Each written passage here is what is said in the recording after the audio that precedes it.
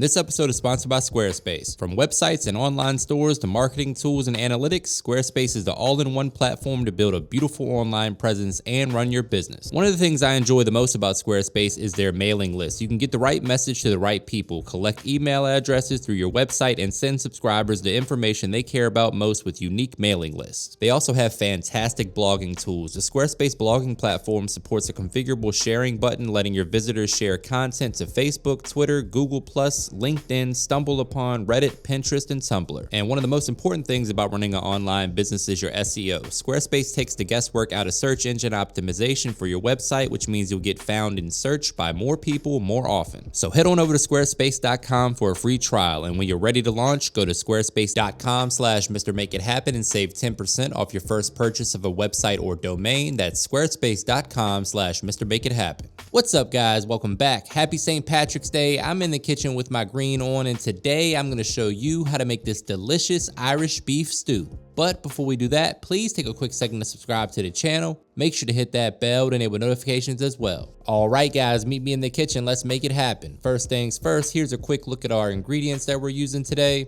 Just a little bit of prep work that we need to do before we get to cooking. One of the key ingredients in this Irish stew is Guinness beer, which is an Irish beer. But if you don't drink beer, you don't like alcohol, you could just use beef broth. But it does add some fantastic flavor, a deep, dark, rich color. Just great in this recipe. As you can see here, we're just prepping our veggies. I'm using 2 onions for this recipe. 1 onion I'm gonna dice real small, that's going in immediately. That way it can cook down and dissolve into the stew. And the other one I'm gonna add at the end. That way you have nice chunks of onion in your stew later. Same thing with the celery and the carrots. There we go. We got our onions and our celery prepped. We're going to do the same thing with the carrots. Again, nice small pieces that'll go into the stew in the beginning. That's going to flavor the stew, and those veggies are going to cook down and basically dissolve into the stew. We're going to reserve some of the veggies in the larger pieces to add at the very end. That way they get nice and tender, but not quite as mushy as they would be if you add all of them at the beginning. Quick reminder, guys, that all the specific measurements and ingredients for this recipe can be found in the description box below, so don't forget to check that out. Now we're moving on to our garlic. I just like to give them a nice smash, that way the skin peels off quick and easy. We're gonna use our knife to give them a rough chop. You can use a garlic press for this as well, but I prefer the larger chunks in this recipe. Totally up to you. You could also use minced garlic from the jar if that's what you decide. There we go. We got our veggies prepped and ready, and now we're moving on to the star of the show, which is this beautiful chuck roast. We're going to cube this up into about 2-inch size pieces. That's going to be our stew meat. You can buy this already prepared at the grocery store sometimes, but I find that grabbing your own chuck roast and doing it yourself, you know that you're getting a better quality meat. And this is just the perfect meat for a low and slow cook like this one today. It gets nice and tender. There's tons of fat and connective tissue that really break down and render into a nice tender piece of meat. Chuck roast is the most common cut of beef used in things like pot roast. It's ground down to make most of the hamburgers or cheeseburgers that you eat. Super flavorful. Highly recommend using that for this recipe. Now, as you can see here, we're going to break this roast down into about 2-inch pieces. This is going to help them get some great color when we sear them, and it's going to lessen our cook time overall because they're smaller pieces. They'll get tender a little bit faster than if we made this an entire roast. It's important to season this thoroughly, so we went down with some kosher salt first because my all-purpose seasoning that I'm using is a low-sodium product, so we got to add a little additional salt to the party. Totally up to you guys. If you're watching your sodium intake, you can just use a low sodium product. Feel free to use whatever seasoning you enjoy. If you have something at the house that you like, go ahead and add it, or you can keep it simple with just some salt and pepper. And now, my friends, it's time to cook. We're going to warm our Dutch oven over medium heat. To that, we're going to add 1 tablespoon of avocado oil. Next, we're going in with 6 slices of thick cut bacon. If you're on the pork patrol and you don't eat bacon, you can leave this step out, or you can use beef bacon in place of it. We're just going to give that a few minutes to go ahead and get nice and crispy for us, render all that delicious fat and flavor into the bottom of our Dutch oven. Once that happens, we're going to use a slotted spoon to remove the bacon, and we're going to sear our seasoned beef in that bacon fat. You heard that right. We're building tons of flavor. It's St. Patrick's Day. We got ourselves a green beer and a perfect sear on this chuck roast. Look at that, guys.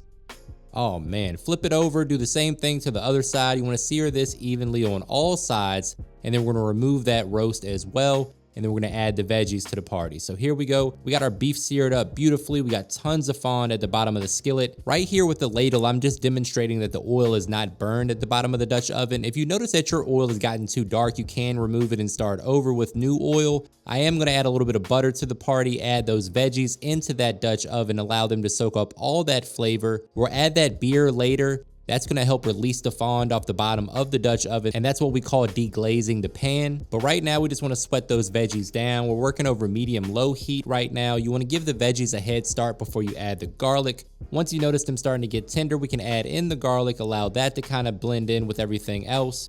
We're also gonna add some low sodium or reduced sodium roasted beef base, followed by some tomato paste. Again, guys, all the specific measurements and ingredients are provided for you in the description box below, so don't forget to check that out.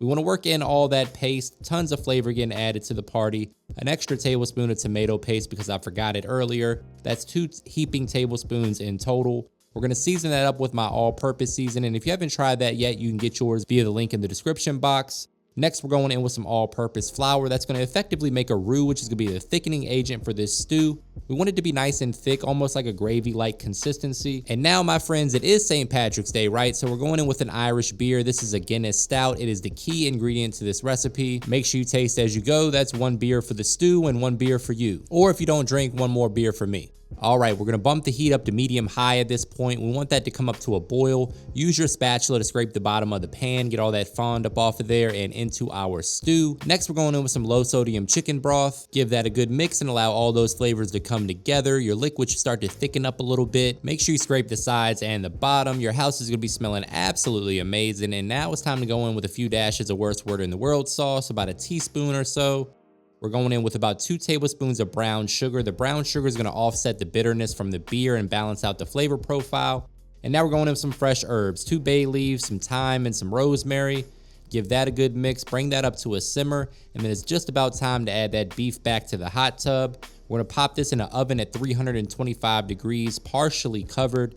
Total cook time is about 2.5 to 3 hours. You really want to cook it until the beef is fork tender. As you can see here, we've reached a rolling boil. Everything's kind of coming together, and now it's time to add that beef back to the party. Perfectly seared. That's what you want to see. You got some texture. That sear is going to add flavor to the beef as well. This is going to be a fantastic stew, guys. It's been in the oven for about an hour or so. We're going to skim off some of the fat that's accumulating at the top. This step is optional, but I like to do it just to make sure it looks nice and pretty when we present it.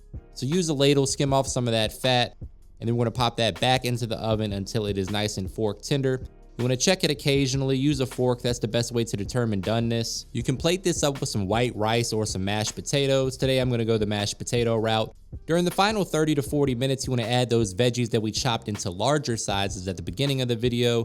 Totally optional, but I like to add a little extra veggies to the stew because health. This recipe is arguably Ireland's best contribution to the culinary world, and it's the perfect recipe to sop up all that alcohol before you go out drinking for St. Patrick's Day. If you are going out, guys, remember to drink responsibly and don't drink and drive. Love ya. Now that we got that out of the way, let's take a look at our stew, my friends. We're gonna add that bacon back to the party because why the hell not?